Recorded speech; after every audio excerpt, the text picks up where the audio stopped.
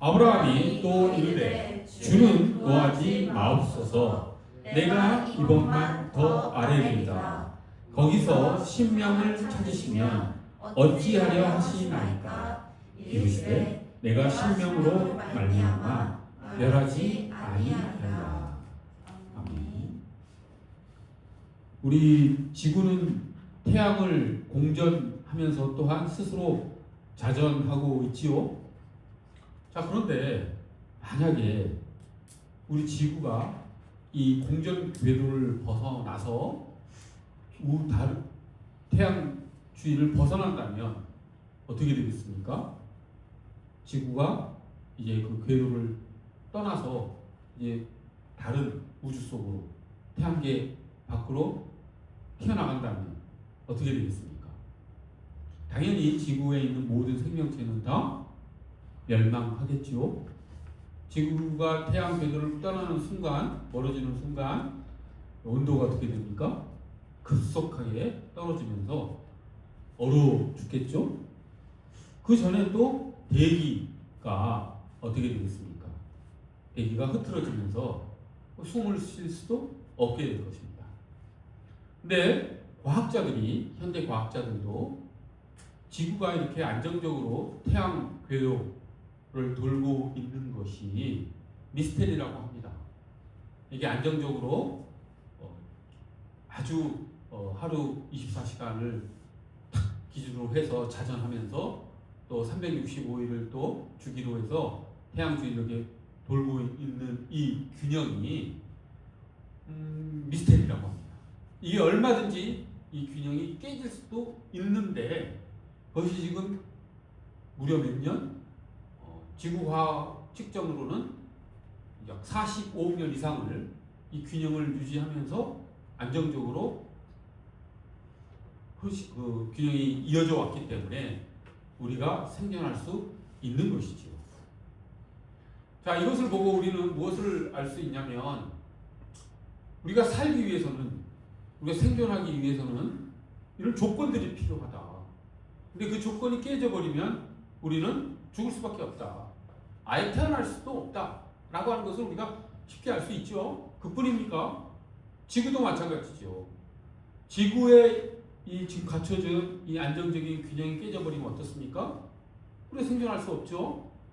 우리가 가장 실감할 수 있는 것은 남극에, 북극에 그 빙하가 조금 녹는 것 가지고 어떻게 됩니까?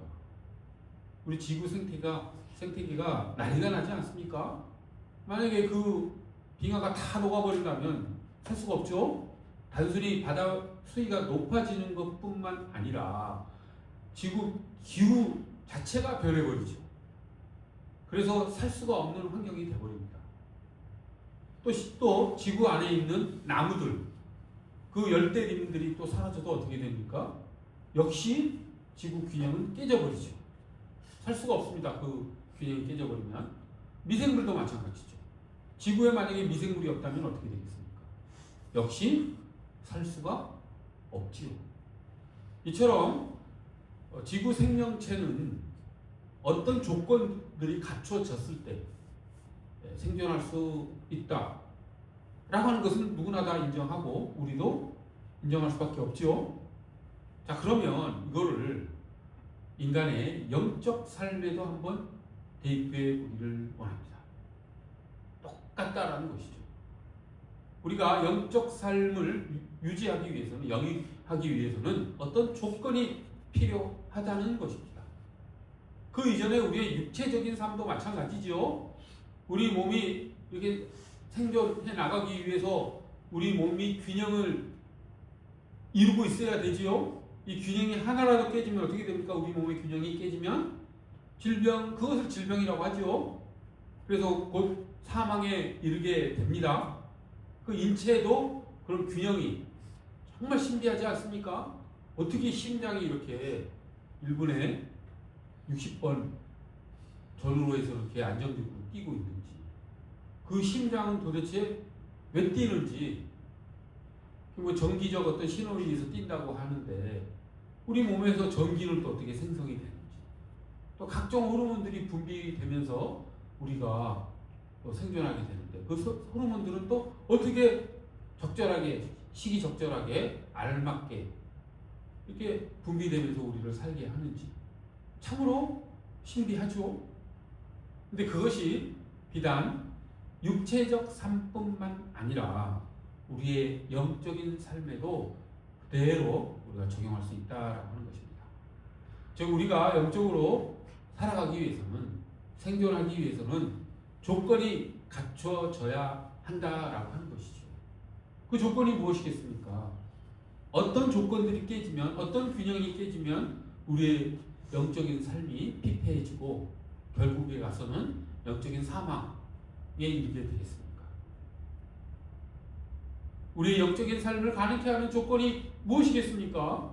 그것은 예배고, 그것은 기도고, 그것은 하나님의 말씀이지요. 이런 조건들이 우리 영적인 삶에 갖춰졌을 때 우리의 영적인 삶이 풍요로워지고 신앙은 성장하는 것이죠. 오늘 본문 말씀이 그 중에서 우리의 영적 삶을 가능케 하는 하나의 조건을 이야기하고 있습니다. 어느 본문 말씀이 무엇입니까? 아주 무섭고도 또 어떻게 보면 재밌기도 한 그런 사건이라 할 수 있습니다. 예, 하나님께서 아브라함이 살고 있는 곳을 지나가시지요. 사람의 모습을 하시고 천사 둘과 함께. 그래서 세 사람이 아브라함이 살고 있는 곳으로 오시자 아브라함이 그들을 대접을 합니다. 살진 송아지를 잡고 빵을 굽고 해서 우유를 짜고 해서 그 나그네들을 섬깁니다. 그러자 하나님께서 여호와 하나님께서 아브라함에게 말씀하시지요. 뭐라고 말씀하시냐면 소돔과 고모라의 부르짖음이 아주 크다. 그리고 그 죄악이 심히 무겁다. 그래서 신이 하나님께서 그것을 둘러보시려고 그 부르짖음이 어떤지 둘러보시려고 지금 소돔과 고모라로 가는 중이다 라고 말씀하십니다. 하나님은 물론 그렇게 사람의 모습으로 소돔과 고모라에 직접 가시지 않더라도 다 아시는 분이지만 또 이렇게 자비롭게 또 우리가 잘 이해하기 쉽게 이렇게 역사하시기도 한 것이죠. 아브라함에게. 그래서 아브라함이 그 말을 듣고 뭐라고 합니까? 이렇게 이야기를 하지요. 그 성 중에 만약에 그 성 중에 의인 하나님의 말씀에 순종하는 의인 50명이 있다면 어떠하시겠습니까? 라고 하나님께 여쭙습니다. 그 의인 50명이 그들의 죄악, 소돔과 고모라의 죄 때문에 함께 멸망한다면 그것은 정의롭지 않지 않습니까? 어떻게 정의의 하나님께서 의인 50명을 그 성 중에 있는 그 의인 50명을 멸하시려 하십니까? 이렇게 아브라함이 하나님께 말하지요. 그러자 하나님께서 뭐라고 말씀하십니까?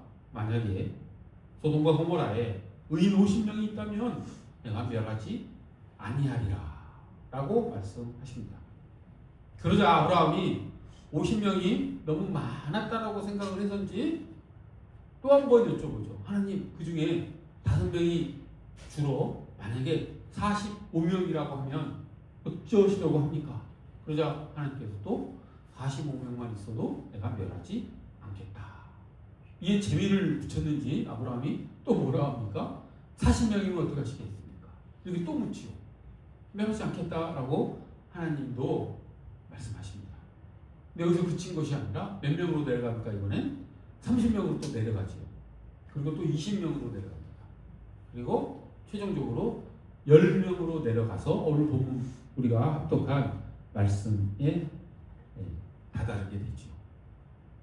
아브라함이 주는 노하지 마옵소서. 자기가 계속해서 숫자를 줄이는 것이 하나님의 비위를 건드리는 하나님을 화나게 하는 그런 일로 생각을 했나 봅니다. 계속해서 줄여나가니까 혹시나 행여나 하나님께서 노하실까봐 노하지 마옵시옵소서 하고 10명을 찾으면 의인 10명을 찾으면 어찌하시겠습니까?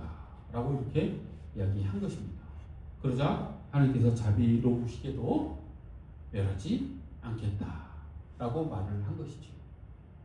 자, 그러면 오늘 본문 이 사건과 제가 모두에 빌드업 해드린 그 명제, 우리의 영적 삶의 조건과 이 본문 사건은 어떻게 연결이 되겠습니까? 우리가 영적인 삶을 살기 위해서는 갖춰줘야 될 조건이 있는데 그 조건이 이 본문에 나타난 것입니다. 어떻게 연결이 되냐라고 하는 것이죠. 한번 생각해 보십시오. 이 사건 이야기가 왜 우리의 영적 삶의 조건과 연결이 될까요? 그것은 중보기도라는 것입니다. 우리의 영적 삶을 가능케 하는 것은 중보기도가 있기 때문이라는 것입니다.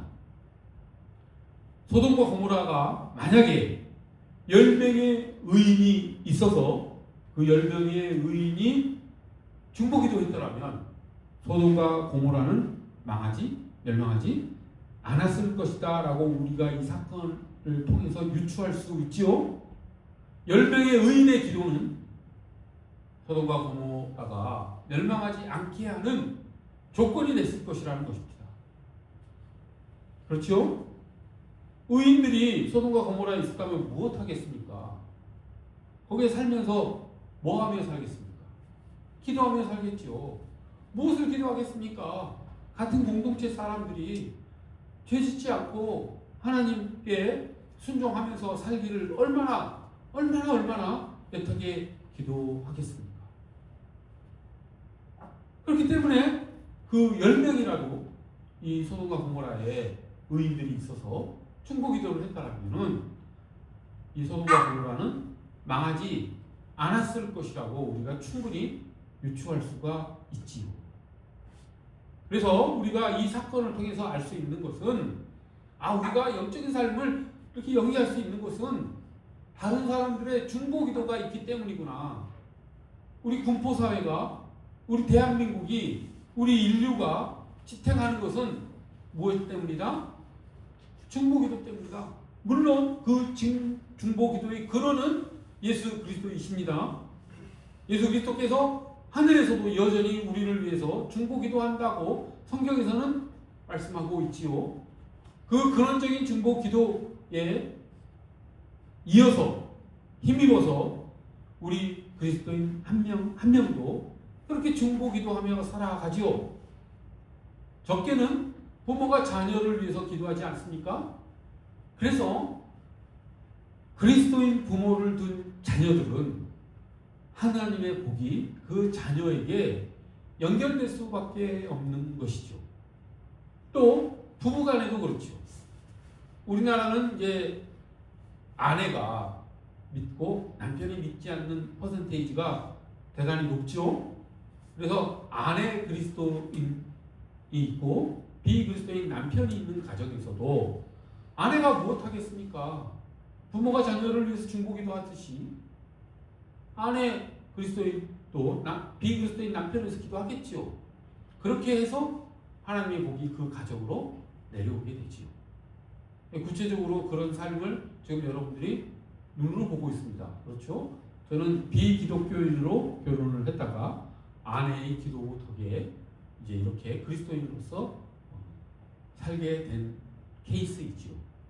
하나님의 복이 아내의 기도를 타고 우리 가정에 내려와서 하나님의 복이 임한 그런 가정입니다.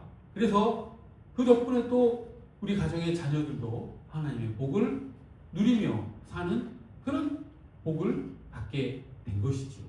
이처럼 하나님의 복은 누군가의 기도에 의해서 다른 사람에게 전달된다라고 하는 것은 우리가 실제 삶에서 두 눈으로 확인해 볼 수 있는 그런 일들입니다. 그것이 그런데 아주 가까운 부모와 자녀 사이, 그리고 남편과 아내 사이에서만 일어나는 일이 아니라 모든 인간 관계에서도 일어나는 일이라는 것이죠. 여러분들에게 믿지 않은 사람들이 주변에 있습니까? 기도하십시오. 그 기도는 결코 땅에 떨어지지 않습니다. 하나님은 그 기도를 통해서 역사하십니다. 그 기도가 없다면 어떻게 되겠습니까? 망합니다. 우리 교회도 그런 중보 기도가 없다면 우리 그 사람 교회도 망합니다. 여러분 친구를 위해서 그렇기 때문에 꼭 기도하십시오. 여러분들이 친구를 위해서 기도하지 않으면 그 친구들은 망합니다. 영적으로 사망합니다. 지금은 그 친구들이 하나님을 믿지 않고 세상 속에서 그냥 신앙을 갖지 않고 살아가는 듯이 보이더라도 믿음으로 중보기도 함으로써 그들의 생명을 살리는 그 사역을 감당하시기 바랍니다. 그것이 하나님께서 우리에게 주신 영적 생명의 생존 조건입니다. 이것은 비단 영적인 삶에만 나타나는 일이 아니죠. 우리의 그냥 육체적 삶, 세상적 삶도 다른 사람과의 관계가 없으면 생존할 수가 없죠. 우리가 오늘 아침에 먹고 온 음식도 어떻게 먹었습니까? 다른 사람의 섬김을 통해서 먹게 된 것이죠. 돈을 지불해서 먹게 된 게 아닙니다. 농부의 한여름의 노고와 상인들의 그 땀에 의해서 그 음식이 우리에게 전해져 우리 입속으로, 우리 위장 속으로 들어와 우리를 살게 한 것이죠. 옷도 마찬가지입니다. 주택도 마찬가지입니다. 우리가 살아갈 수 있는 모든 조건들은 다 다른 사람의 섬김이 없으면 우리가 얻어낼 수 있는 것이 없지요. 그 스스로 한번 얻어내려고 해보십시오. 그건 불가능합니다. 우리의 생존, 육체적인 이 생존도 타인과의 관계 속에서 유지될 수 있고, 그렇듯이 우리 영적인 삶도 마찬가지라는 것이죠. 하나님은 그렇게 이 세상을 세팅해 놓으신 것입니다.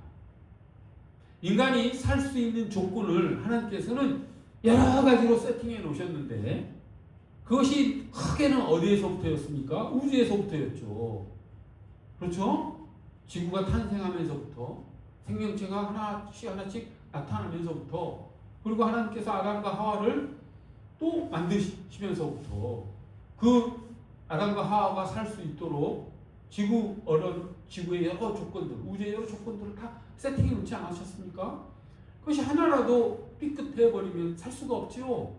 우리 인체도 마찬가지였죠. 각종 호르몬이 분비되는 것, 심장이 뛰는 것, 폐가 산소를 호흡하는 것, 이런 거 하나님께서 다 세팅해 놓으신 겁니다. 다 조건을 맞춰 놓으신 것이죠. 그런데 하나님께서 우리의 영적인 삶의 조건들을 맞춰 놓지 않으셨겠습니까? 당연히 맞춰 놓으신 것이죠. 그 중에 하나가 중보기도라고 하는 것입니다.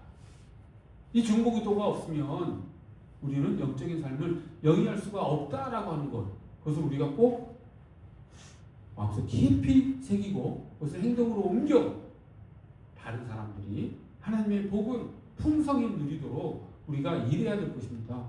정말 중보기도는 영적인 삶의 필수적인 조건입니다.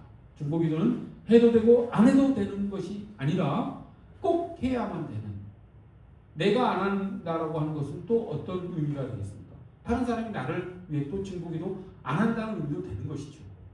그렇게 서로 우리는 중보기도로 연결되어 있는 것이죠. 하나님은 그걸 바라십니다. 성경에 가장 중요한 단어 하나를 찾자라고 하면 무엇입니까? 그건 사랑이죠. 사랑은 그런 관계 속에서 이루어지는 것입니다. 혼자 살아가는 존재라면 사랑은 필요가 없지요. 혼자 산속에 들어가는 사람에게 사랑이 무슨 필요가 있겠습니까? 아무런 필요가 없지요. 사람은 함께 살아가는 존재이기 때문에 사랑이 그 사람의 삶의 생존 조건인 것입니다. 그리고 그 사랑이 표현되는 여러 가지 방법 중에 하나가 중보기도라고 하는 것입니다. 지금 우리가 이렇게 이 예배당에 앉아서 하나님께 예배드릴 수 있는 이 복도 어디에서 온 것이겠습니까? 부모님의 기도. 그렇죠? 다른 사람의 기도가 없었더라면 이곳에서 우리가 지금 예배를 드릴 수 있었겠습니까? 그렇지 못했겠지요? 그럼 중보기도에 힘입어 우리가 이렇게 하나님 앞에서 하나님의 은혜 가운데 예배하는 삶을 살 수 있는 것이죠. 이것이 퍼져나가기를 원합니다. 하나님의 교회가 하나님을 모르는 세상 가운데 세워지는 근본적인 힘이 이렇게 중보기도에 있다라고 하는 믿음을 확고히 하고 그 귀한 사역을 우리가 감당했으면 좋겠습니다. 근데 중보기도 하기가 어려운 이유가 어디에 있습니까? 사람들이 보지 않기 때문이죠. 중보기도는 어디에서 이루어집니까? 아무도 보지 않는 곳에서 이루어지지요. 그렇죠? 기도는 하나님과의 관계 속에서 중보기도가 우선적으로 이루어지기 때문에 내가 중보기도하는 것을 다른 사람들이 모를 경우가 거의 태반이죠. 그렇기 때문에 중보기도가 소홀히 여겨지는 경우가 많이 있습니다. 이게 인간의 근본적인 한계이죠. 사람의 본성은 어떤 본성을 가지고 있습니까? 인정받고자 하는 그런 욕망을 가지고 살아가지요. 엄청나게 그 욕망이 큽니다. 어떤 식으로든지 자기가 사회적으로 다른 사람에게 인정받지 못하면 사람은 살기 어렵습니다. 그렇기 때문에 중보기도가 하기 어렵다라고 하는 것이죠. 아무도 보지 않는 곳에서 다른 사람을 위해서, 나를 위해서도 아니고 다른 사람을 위해서 하는 중보기도. 그래서 하기가 어렵습니다. 코람데오 하나님 앞에 바로 선 자가 아니면 그렇게 중보기도를 열정적으로 하기가 어려운 것이죠. 그래서 소돔과 고모라에서도 의인 10명을 찾기가 어려웠을지 모릅니다.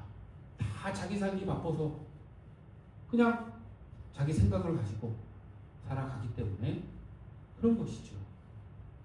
우리 오늘 이 사건, 본문 사건을 통해서 우리는 이제 중보기도의 중요성을 깊이 깨달았으니 한 성읍의 한 사회의 멸망을 좌우하는 일이 이 중보기도에 달려 있다. 그리고 그것을 깊이 따져 들어가 보니 인간의 생존 조건, 특별히 영적인 생존 조건에 꼭 필요한 것이 중보기도라고 하는 것을 우리가 깨달았으니 이제 앞으로 서로 기도하며 살아갔으면 좋겠습니다. 저를 위해서 기도하실 때 제가 중보기도를 열정적으로 하는 그런 목사 되도록 기도해 주십시오. 그것이 우리 교회가 더 풍성한 영적 삶을 누리는 길일 것입니다. 목사님 저뿐만 아니라 우리 모두 그렇게 중보기도하며 살아갑시다. 그것이 사랑의 출발 아니겠습니까?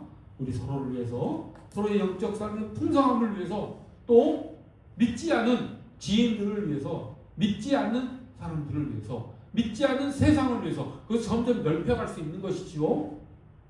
군포 사회를 위해서, 대한민국을 위해서, 온 인류를 위해서 그것을 기도해 나가는, 중보기도해 나가는. 우리가 한국을 위해서 기도한다라고 했을 때 너무 막연하게 멀게만 느끼게 기도하지 마십시오.